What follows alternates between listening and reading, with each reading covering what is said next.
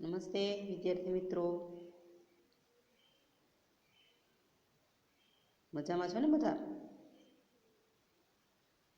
ઉત્તરાયણને તો કેટલા દિવસ રહ્યા છે? થોડાક દિવસ ને. પતંગ ઓછી ચગાવજો અને ધ્યાન રાખજો બધા જ. પરીક્ષાનો અભ્યાસક્રમ તમારા સુધી પહોંચી ગયો હશે, તો એ પ્રમાણે ખૂબ સરસ મજાની તૈયારી કરજો. બધાને બેસ્ટ ઓફ લક. ને ચાલો હવે આજે છેલ્લો એકમ એનો આ પરીક્ષાનો છેલ્લો એકમ છે તે આપણે સમજી લઈએ. સુદામો દીઠા શ્રી કૃષ્ણદેવ રે, જે એક આખ્યાન ખંડ છે કે તેના કવિ છે પ્રેમાનંદ. તેમનો સમય છે ઈસવીસન 17મી સદી. જન્મ કે મૃત્યુનો પાકો સમય બતાવેલો નથી. કવિઓ પ્રેમાનંદ વડોદરાના વતની હતા. તેઓ ઉત્તમ કથાકાર અને માણભળ હતા. માણ ઉપર થાપ આપીને કથાને પઠન, ગાયન, અભિનય દ્વારા રજૂ કરી અને તેમની રચનાઓ લોક સમુદાયમાં ગુંજતી કરી હતી. માણ હોય છે એટલે કે ત્રાંબાનું એક ગોળા જેવું વાસણ હોય છે, જે તમે પૂજાના લોટામાં એનું ધાતુ જોવો છો ને, ત્રાંબુ લાલ કલરનું હોય છે. તો એના પર 10 આંગળીએ વીંટી પહેરી અને થાપ આપતા અને સંગીત ઉત્પન્ન કરતા, અને એના આધારે સંગીત ઉત્પન્ન કરતા જઈ અને સાથે સાથે ખૂબ સુંદર વાણીમાં અને સરસ શૈલીમાં તેઓ કથાનું રજૂઆત કરતા. અને જો શૈલી તમારી અભિવ્યક્તિ સુંદર હોય તો સામેવાળી વ્યક્તિને ગમે જ છે. અને એની શૈલી એવી હતી કે લોકો એમાં ખોવાઈ જતા. ખૂબ સુંદર એની કથા શૈલી હતી. અને તેના વિષયો હતા રામાયણ, મહાભારત અને પુરાણો. અને એની કથા વસ્તુ લઈ, પ્રસંગો લઈને તત્કાલીન ગુજરાતી વાતાવરણને પાછું જીવંત રૂપ આપતા. અને આખ્યાનને એક નવું રૂપ આપ્યું છે તેમણે. અને તેમના આખ્યાનો છે ઓખાહરણ, ચંદ્રહાસ આખ્યાન, અભિમન્યુ આખ્યાન, સુદામા ચરિત્ર, કુંવરબાઈનું મામેરું, નળાખ્યાન, રણયજ્ઞ, દસમ સ્કંદ વગેરે વિવિધ રસોસીસભર આખ્યાનો આપીને તેમણે ગુજરાતી આખ્યાનને, કવિતાને સમૃદ્ધ કરી છે. તેમનું પાત્રાલેખન, વર્ણન, રસનિરૂપણ, ભાષાકર્મ એમ બધી જ રીતે આખ્યાનો ગુજરાતી ભાષાની ઊંચી સંપદા અને સંપત્તિ બની રહે છે. માનવ સ્વભાવની વિવિધ લાગણીઓનું સરસ નિરૂપણ કરવામાં તેઓ ખૂબ કુશળ હતા. આખ્યાનો દ્વારા તેમણે પ્રજાકી સંસ્કારોને સાચવવાનું અને પોષવાનું કામ કર્યું છે. આપણા ઉત્તમ આખ્યાન કવિ હોવાને કારણે તેઓ કવિ શિરોમણીનું માન પામ્યા છે. ભાગવતના દસમ સ્કંદમાં આવતી કથા પરથી પ્રેમાનંદે મૂળ કથાનકમાં ફેરફાર ઉમેરણ કરીને રચેલું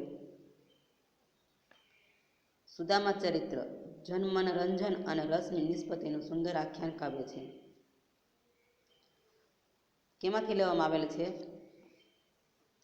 દસમ સ્કંદમાંથી એમણે સુદામા ચરિત્ર નામનું આખ્યાન કાવ્ય લખ્યું, અને એમાંથી આ સુદામો દીઠો શ્રી કૃષ્ણદેવ રે કડવું લેવામાં આવ્યું છે. પ્રસ્તુત કાવ્યખંડ સુદામા ચરિત્રના 7મા કડવાનું છે. કૃતિની શરૂઆતમાં શ્રી કૃષ્ણના વૈભવનું વિસ્તારપૂર્વક વર્ણન કર્યું છે. અને પછી દ્વાર પર સુદામા આવ્યા છે. સમાચાર સાંભળતા શ્રી કૃષ્ણ ભગવાન સફાળા ઉઠીને સુદામાને દોડતા મળવા જાય છે. અને તે પ્રસંગમાં શ્રી કૃષ્ણનું ગતિશીલ અને ભક્ત સખાને મળવા જવાની તત્પરતાનું ખૂબ સુંદર વર્ણન છે. પોતે દ્વારિકાના રાજા છે અને તે ભૂલીને દિનહીન બાળ સખા ભક્ત સુદામાને આલિંગનથી ભેટતા શ્રી કૃષ્ણનું ઉદાર, નિર્દોષ અને મૈત્રીભાવને નિભાવતું ચરિત્ર આકર્ષક છે. તેથી આ ખંડ સખ્યભાવ અને આતિથ્ય ભાવનાનું ઉત્તમ કાવ્ય બની રહે છે. મિત્ર કેવો હોવો જોઈએ? તો કે ઢાલ સરીખો, કે જે સંકટના સમયે તમારી આગળ રહે અને તમારા સુધી એ સંકટને પહોંચવાનું દે, અને સુખમાં પાછળ રહે. ઢાલ છે એ સામાન્ય દિવસોમાં પાછળ હોય છે, અને જ્યારે વાર ઝીલવાનો આવે છે, ઘા ઝીલવાનો આવે છે, ત્યારે આગળ આવે છે. તો એવા મિત્રો હોવા જોઈએ. શ્રી કૃષ્ણ ભગવાન એવા જ મિત્ર હતા. અને એટલા માટે જ્યારે પણ મિત્રતાની વાત આવે ત્યારે શ્રી કૃષ્ણમાં સુદામાની મિત્રીને યાદ કરવામાં આવે છે. આતિથ્ય ભાવના તો શ્રી કૃષ્ણ ભગવાનની જ છે કે પોતે દોડતા તેને મળવા જાય છે. પોતે રાજા છે એ પણ ભૂલી ગયા છે અને પોતાના બાળપણના મિત્રને મળવા માટે દોડતા જાય છે. આવો હોય છે એમનો પ્રેમ.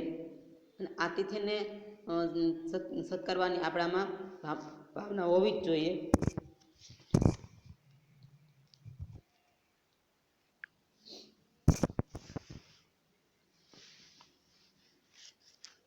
આતિથ્ય ભાવના એની ઉત્તમ હતી અને એટલા માટે જ કહે છે ને કે જ્યારે પણ અત્યારે કોઈ ગરીબ સંબંધી આવે છે તો એને મળવા સામે નથી જતા, એને આવકાર પણ એવો જ મળે છે કે જેવી એની હેસિયત છે.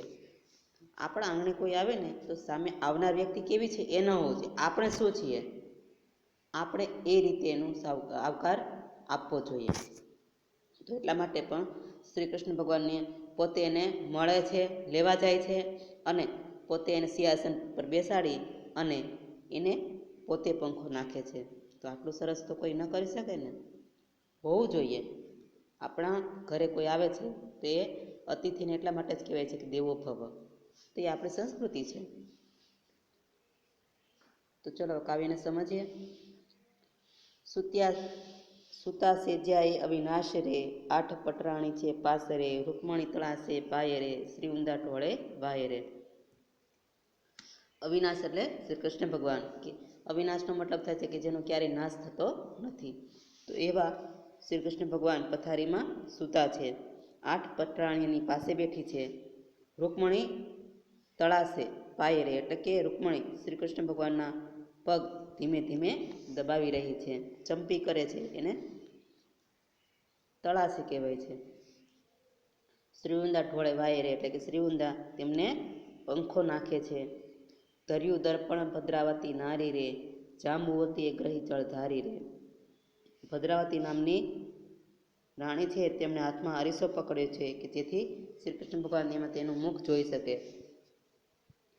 જાંબુવતીએ જળની ઝારી લીધી છે ત્યારે યક્ષ કરદમ સત્યા સેવે રે, કાલંદ્રી તે અગર ઉખેવે રે. યક્ષ કરદમ એટલે કે ચંદન,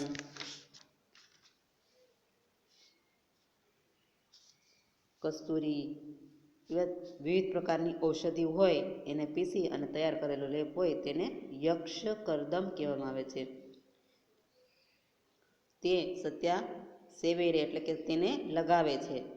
અને કાલંદ્રી તે અગર ઉખેવે રે તે એક પ્રકારનો સુગંધિત પદાર્થ હોય છે તે લગાડેલો હોય છે. તે કાલંદ્રી નામની રાણી છે ઉખેવે એટલે કે ઉખેડી રહી છે, કાઢી નાખી રહી છે. લક્ષ્મણા તંબોળ લાવે રે, સત્યભામા બીડી ખવરાવે રે. હરી પોઢિયા હિંડોળા ખાટરે, પાસે પટરાણી છે આઠરે. લક્ષ્મણા નામની રાણી છે તે તંબોળો એટલે કે નાગરવેલનું પાન લાવી રહી છે. સત્યભામા બીડી ખવરાવે એટલે કે બીડી પીવે છે એ બીડી નહીં, કે નાગરવેલનું પાન છે એને વાળી અને બીડું બનાવવામાં આવે ને એને બીડી કહેવામાં આવે છે. તે ખવડાવી રહી છે. હરિ શ્રી કૃષ્ણ ભગવાન હિંડોળા ખાટ એટલે કે ખાટલાનો હિંડોળો, કે હિંડોળાનું બેસવા માટેનો ખાટલો, મોટો ખાટલો હોય છે તે હિંડોળા ખાટ પણ બોલાતું હોય છે. તો તેના પર ઓઢિયા એટલે કે સૂતા છે કૃષ્ણ ભગવાન. કોઈ કહે છે કે કૃષ્ણ ભગવાનને 8 રાણીઓ છે, 16,000 એને રાણી છે બીજી. પણ કૃષ્ણ ભગવાનની સાથે જે રાણી છે એ કેટલા વર્ષોનું તપ કરેલા ઋષિમુનિઓ છે, દેવો છે કે જે કૃષ્ણ ભગવાનની સેવા કરવા ઈચ્છે છે, એમની સાથે રહેવા ઈચ્છે છે, એની ભક્તિ કરી છે ને ત્યારે એને ફળ પ્રાપ્ત થયું છે. અને એના સેવા કરી શકે એટલા માટે જ એને બધાને અવતાર મળ્યો છે અને એ તેમના રાણી તરીકેનું પદ ભોગવે છે. તો આ રીતે ઘણાને પ્રશ્ન થતો હોય કે આટલી બધી રાણીઓ કૃષ્ણ ભગવાનને, પણ એ બધા દાસત્વ સ્વીકારેલી છે અને ભક્તિ કરેલી છે અને પછી તેઓ અવતાર લે અને કૃષ્ણ ભગવાનના રાણી બન્યા છે. હવે એ બીજી 16 સહસ્ત્ર છે શ્યામા રે, બીજી 16,000 સુંદર તેમને રાણીઓ છે. તો એ રાણીઓ કેવી છે? તો કે કો હંસ ગતિ ગચગા મારે, કોઈ એવી છે કે જે હંસના જેવી ચાલવાળી છે, તો કોઈ હાથી જેવી ચાલવાળી છે. કોઈનો વાન શ્યામ છે તો કોઈ ગોરી છે. મૃગનેણી કોઈ ચકોરી રે, કો સામલડી કો ગોરી રે, કોઈ હરણના જેવી સુંદર આંખોવાળી ચકોર છે તો કોઈનો વાન શ્યામ છે તો કોઈનો વાન રૂપાળો છે એટલે કે ગોરી છે. કો મુગ્ધા બાલ કિશોરી રે, કો શામ છબીલી છોરી રે, એટલે કે કોઈ મુગ્ધા બાળ કિશોરી છે, નાની ઉંમર હોય છે તેને મુગ્ધા કહેવામાં આવે છે. કોઈ શ્યામ છબીલી છે તો કોઈ ખડકાવે કંકણ મોરી રે, ચપળા તેલે ચિત ચોરી રે, કોઈ કંકણ એટલે કે હાથના કંગન તે ખડકાવવું એટલે કે ખણકાવે છે, અને આ રીતે તે ચંચળ સ્ત્રી છે એ કૃષ્ણ ભગવાનનું ચિત્ત ચોરી લે છે. કો ચતુરા સંગત નાચે રે, તે ત્યાં રીઝવી સંગમ જાચે રે, હરિયાગળ રહી ગુણ ગાતી રે, વસ્ત્ર વિરાજે નાના ભાતી રે. તો કોઈ રાણી એવી છે કે જે ચતુર છે અને તે નાચે છે અને શ્રી કૃષ્ણને પ્રસન્ન કરી તેનો સંગાથ ઝંખે છે, અને આમ તેઓ હરિયાગળને હરિ એટલે શ્રી કૃષ્ણ ભગવાનના ગુણ ગાય છે સરસ, અને કૃષ્ણ ભગવાનને રીઝવવા માટે તે નાના ભાતી એટલે કે વિવિધ પ્રકારના ભાત ભાતના વસ્ત્રો પહેરે છે. ચંગ મૃદંગ ઉપંગ ગાજે રે, શ્રીમંડળ વીણા વાજે રે. ચંગ એટલે કે મોંએથી વગાડવાનું એક વાજિંત્ર છે. મૃદંગ બંને બાજુ વગાડાય તેવું ઢોલક જેવું તાલ વાદ્ય. ઉપંગ એટલે એ એક પ્રકારનું વાદ્ય છે.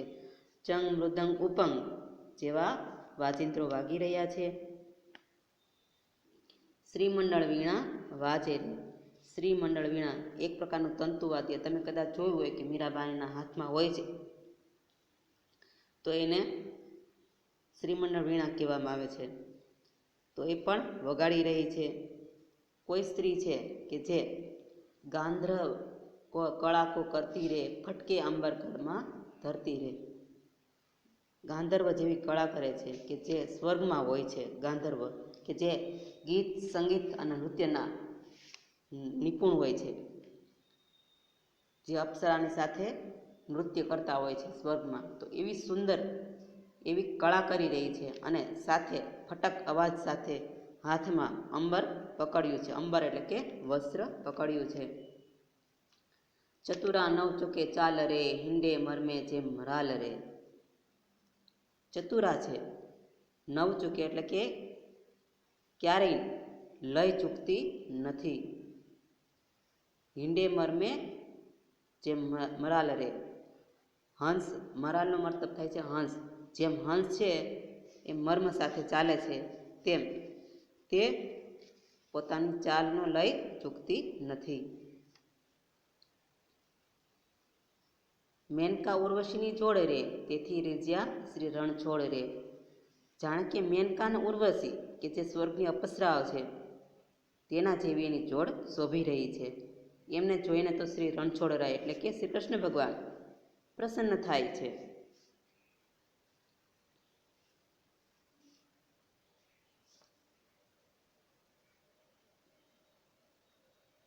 એમ થઈ રહ્યો થઈ કાર રે, રસમગ્ન છે વિશ્વાધાર રે. વિશ્વાધાર એટલે કે વિશ્વના આધાર ભગવાન શ્રી કૃષ્ણ એમાં રસમાં ડૂબેલા છે. થઈ કારનો મતલબ થાય છે કે જ્યારે કોઈ નૃત્ય કરતા હોય છે ત્યારે એનો અવાજ જે આવે છે ને નૃત્યનો, એને થઈ કાર શબ્દ બોલવામાં આવે છે.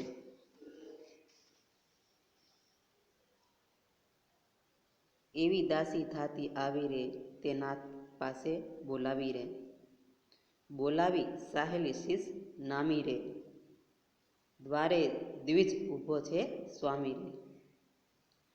દાસીએ ધાતી એટલે કે દોડતી આવી, તો તો દોડતી આવી એટલે એને શ્રી કૃષ્ણ ભગવાન પાસે બોલાવે છે. નાથ એટલે સ્વામી, એટલે શ્રી કૃષ્ણ ભગવાન એની પાસે બોલાવે છે. દાસી પણ શીશ નમાવી એટલે કે મસ્તક નમાવી અને બોલે છે. શું કહે છે તે? તો કે દ્વારે દ્વિજ ઊભો છે સ્વામી રે, એટલે કે દ્વિજનો મતલબ થાય છે બ્રાહ્મણ. તો કે દ્વારે કોઈ બ્રાહ્મણ આવીને ઊભા છે. હવે બ્રાહ્મણ કોણ કોણ હોઈ શકે? એમાં તમને જુઓ તો ઋષિમુનિઓના નામ આપેલા છે. તો એ ઋષિમુનિઓના નામ યાદ રાખજો વિદ્યાર્થી મિત્રો. તો ક્યાં ક્યાં ઋષિનું નામ લે છે? તો કે ન હોય નારદજી અવશ્ય મેવરે, નારદજી તો ન હોય. ન હોય વશિષ્ઠ ને વામદેવ રે, કે નથી વશિષ્ઠ કે નથી ઋષિ વામદેવ. ન હોય દુર્વાસા અને અગસ્ત્ય રે, દુર્વાસા પણ નથી અને અગસ્ત્ય પણ નથી. મેં તો જોયા ઋષિ સમસ્ત રે, મેં તો બધા જ ઋષિને જોયા છે. ન હોય વિશ્વામિત્ર ને અત્રિ રે, નથી લાવ્યો કોની પત્રી રે, વિશ્વામિત્ર પણ નથી અને અત્રિ પણ નથી, અને સાથે કોઈની પત્રી એટલે કોઈનો પત્ર પણ નથી લાવી.